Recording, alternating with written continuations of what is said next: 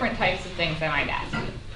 The first thing we did was just learning how to use the normal table. So I would give you a z-value and ask you to find the probability. So I'm asking you for the probability that z is between negative 1.02 and positive 0.06. I could ask it in words like that. I could put it like this. If you want the probability that something is less than, that's when you just read it from the table. If I ask you for greater than, what do you do? 1 minus. If I want between, what do we do? Subtract. Bigger probability minus the smaller one. So when my z is 0.06, that probability is 0.5239. Minus, when my z is negative 1.02, my probability is 0.1539. So then we just subtract those.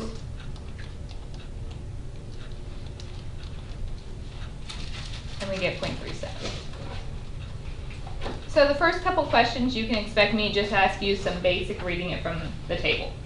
I might ask you a less than, or a greater than, or a between. You'll know you don't have to do any calculations if I start out and I've already given you the z values. Once you have z, you just read it from the table. So are we good on that type of problem? Okay. Second thing we went into. So the number of chocolate chips in an 18-ounce bag of Chips Ahoy is approximately normally distributed with a mean of 1,262, standard deviation of 118. So part A, what is the probability the bag contains between 1,000 and 1,400 chips? I'm not talking about a proportion here. I'm not talking about a sample mean. I just want the probability that your x is between these two numbers. So it's my x, what do I have to do to that? This time we have two z's we have to find. So z is your x value minus your mean divided by the standard deviation.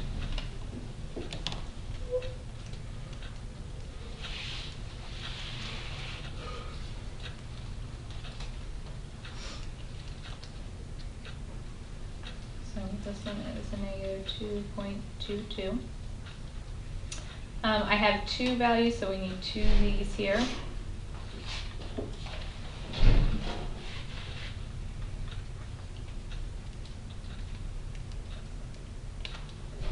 So that gives me a 1.17. So you are finding the probability that your z is between these values. So now we're back to z, so it's just like the last question. Find the two probabilities and subtract them. So when it's 1.17, our probability is 0.8790. When it's negative 2.22, our probability is 0.0132.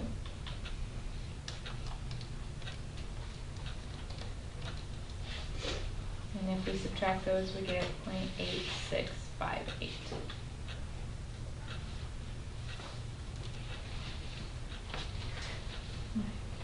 Is everybody okay there? So the difference when we're having like the sample means and the proportions, we always talk about like a proportion and then I'm going to give you some size of my sample. I'm not talking about a sample size here. So this is just my x. We're just converting it into a z and finding the probabilities. If I said what proportion is more than 1,200 chips, I might also say what percent has more than 1,200 chips. I'm just asking for the probability. The probability can be referred to as a proportion or a percent. We're just finding the probability that x is greater than 1,200. So again, change that into a z. 1,200 minus the mean divided by the standard deviation.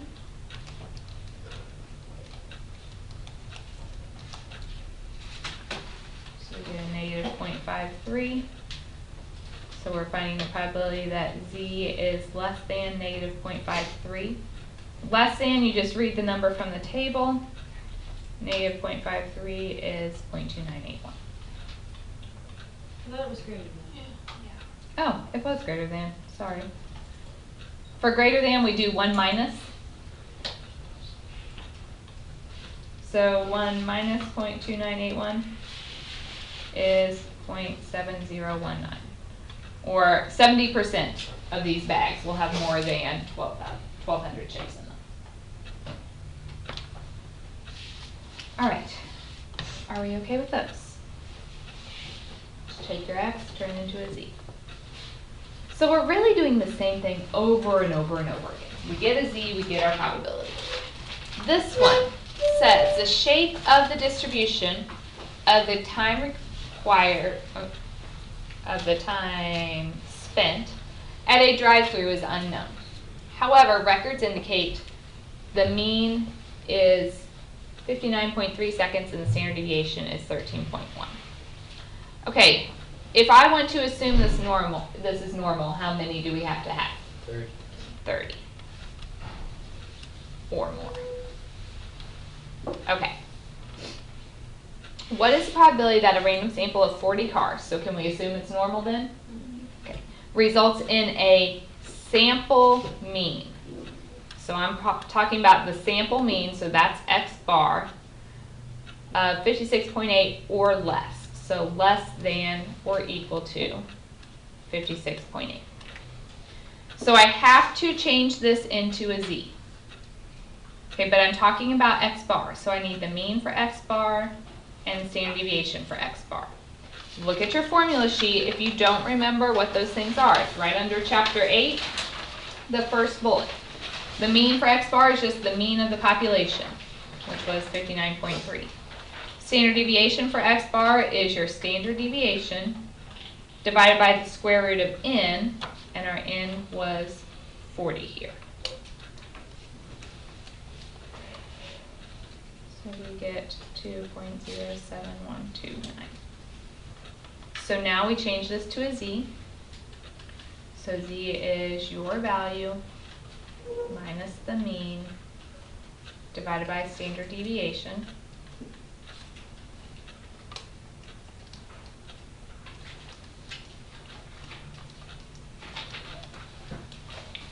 And I get negative 1.21. So we're finding the probability that Z is less than or equal to negative 1.21. So less than, we read from the table. Negative 1.21 is 0.1131. So there's only 11% chance that the average time for my sample of 40 cars will be less than 56.8 seconds. Do you guys see the difference here? When I talk about sample mean, that's X bar. So your mean and standard deviation have to be for X bar. Last one. A simple random sample of size 300 is obtained from a population whose size n equals 25,000 and whose population proportion is p equals 0.7. So we're talking about the p's. Describe the sampling distribution of p. You have to know your criteria. That is not on your formula sheet, so you have to know it. First of all, your sample has to be less than 5% of your population. So that means 300 has to be less than or equal to 5% of 25,000. Okay, is that true? Yes. Yeah. Second criteria, n times p times 1 minus p has to be greater than or equal to 10. So what's my n? 300. 300. Lowercase n is our sample size. So 300. Our p was 0.7. 1 minus 0.7 is 0.3. So we get 63. So that's good. So we can assume it's normal now. So you will have to check those criteria. Then I want the mean and standard deviation for p hat, because we're talking about the sample proportion. This should have been p hat right there. Okay, so the mean of p hat, look at your formula sheet. The mean of p hat is p, so our 0.7. It's right there under the chapter 8. Your standard deviation for p hat is the square root of p, so 0.7, times 1 minus p, so 0.3, divided by n, our sample size, which was 300.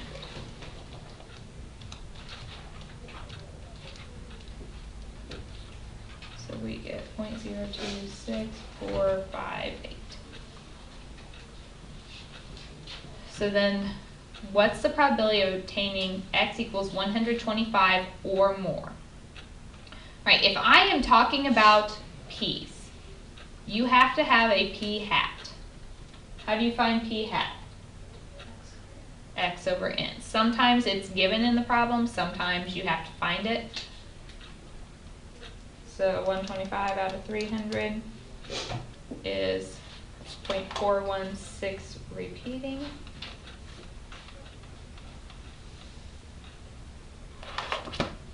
So we are finding the probability that p hat this much or more, so greater than or equal to this number.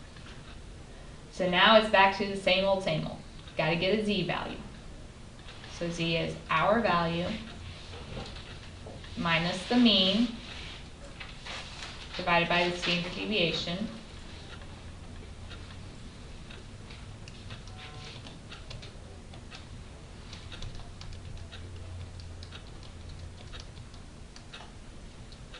Oh, I made up this problem. This is not good though, is it?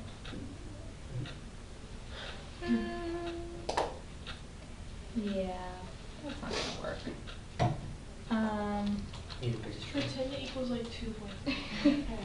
Can I just make up a number that actually works? Yeah. It's dangerous to make this up. So this z is like -10, which we can't look up on our table. So let's just pretend, for the sake of fun, that it was like a 1.34.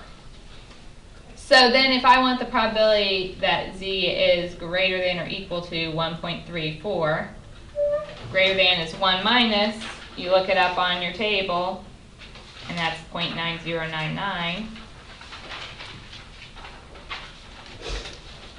So you subtract those, and we get 0.0901.